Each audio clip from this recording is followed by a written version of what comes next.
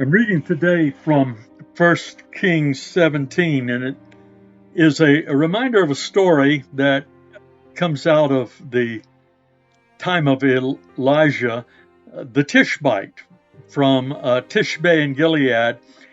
And he goes to Ahab, the king. He says, "As the Lord, the God of Israel lives, whom I serve, there will be neither dew nor rain in the next few years except at my word." And then the word of the Lord comes to Elijah, and he says, "Leave here, turn eastward, and hide in the Kerith ravine east of Jordan, and you'll drink from the brook that I've directed the ravens to supply you with food there." So he goes and he does exactly what God says. He goes to that ravine, and the ravens bring him bread, and in the morning, meat and bread and meat. He's eating bread and meat, and he's drinking water from the brook. And then sometime later, the brook dries up because of the rain that he predicted would not come, and it didn't come. And then he hears the word of the Lord. Now, all of this is important as a story in itself, but it's also important in that it is a story within a story, and it puts him at the right place. So we have concentric stories. Sometimes one story is the metadata of another story, and sometimes that story is the metadata of the original story. And the stories interact and they interweave. And our stories are like that in God. And so the word of the Lord comes to him there, and he says, "Go at once to Zarephath in the region of Sidon and stay there. I've directed a widow there to supply you with food." So he went to Zarephath, and he comes to the town gate, and the widow's there. Imagine, she's there gathering sticks. And he calls to her, and he asks, "Would you bring me a little water in a jar so that I can have a drink?" And as she was going to get it, he called, "And bring me a piece of bread, too, while you're at it." "So, as surely as the Lord lives," she replies, "I don't have any bread, only a handful of flour in a jar and a little olive oil in a jug. I'm gathering a few sticks to take home to make a meal for myself and my son so that we may eat it and die." So she's got a story going on. Her story is going on.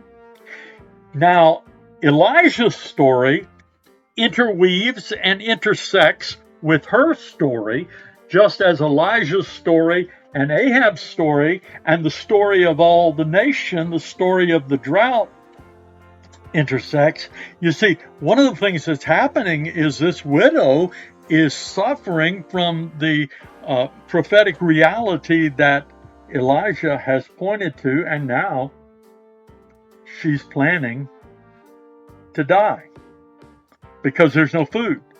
She's suffering from the drought. Elijah's being fed by God at the river, but now he's out there and he needs to be fed by the woman. Elijah said to her, "Don't be afraid. Go home and do as you have said. But first, make a small loaf of bread for me from what you have, and bring it to me, and then make something for yourself and your son.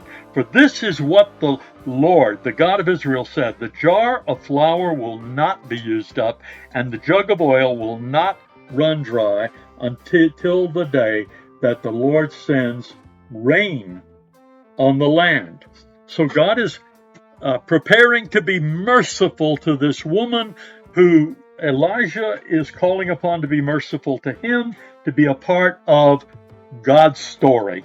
The big deal here, the big, fat, hairy deal here is all of our stories become a part of God's story in the fullness of time as we participate in God's story, as we exercise faith.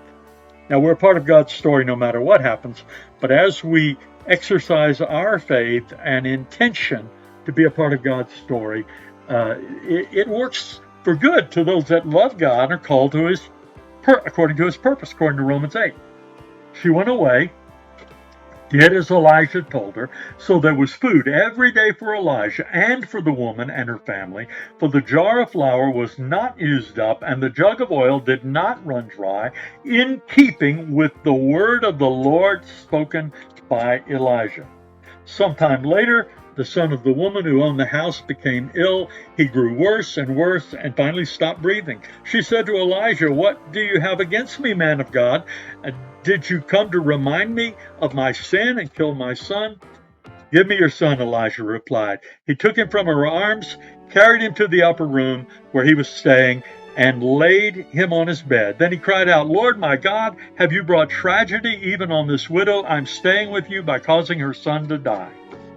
Well, everybody's having some doubts at this point. Everybody has doubts. In the middle of the story, when God is working and something goes, at least according to our understanding, wrong, we cry out to God, "God, what are you doing? What are you doing in this story? How is the plot working for the conclusion that you're desiring to bring about?" Then he stretched himself out over the boy 3 times and cried out to the Lord, "Lord my God, let this boy's life return to him." Sometimes that bold praying takes a lot of courage, and it did for Elijah. Courage and faith. The Lord heard Elijah's cry, and the boy's life was returned to him, and he lived. Elijah picked up the child and carried him down from the room into the house. He gave him to his mother and said, "Look, your son's alive." Then the woman said to Elijah, "Now I know you are a man of God, and the word of the Lord from your mouth is the truth." That's something Ahab didn't know in the beginning. Elijah went to Ahab and spoke the word of the Lord to him. And by all assumptions and by everything else we read about Ahab, Ahab did not receive that as the word of the Lord. But God proved his word in that the drought came. But now, here is Elijah in this woman's story and in his story and in the middle of God's story, restoring this young man alive to his mother. Where are you in God's story? Where are you in other people's stories? How are all the stories intersecting, and how are you realizing that all of the stories that we are living and participating in are really a part of God's big story? God's big story is a great story with a happy ending, with a joyous conclusion, with a victorious conclusion. Where are you in the middle of that story today?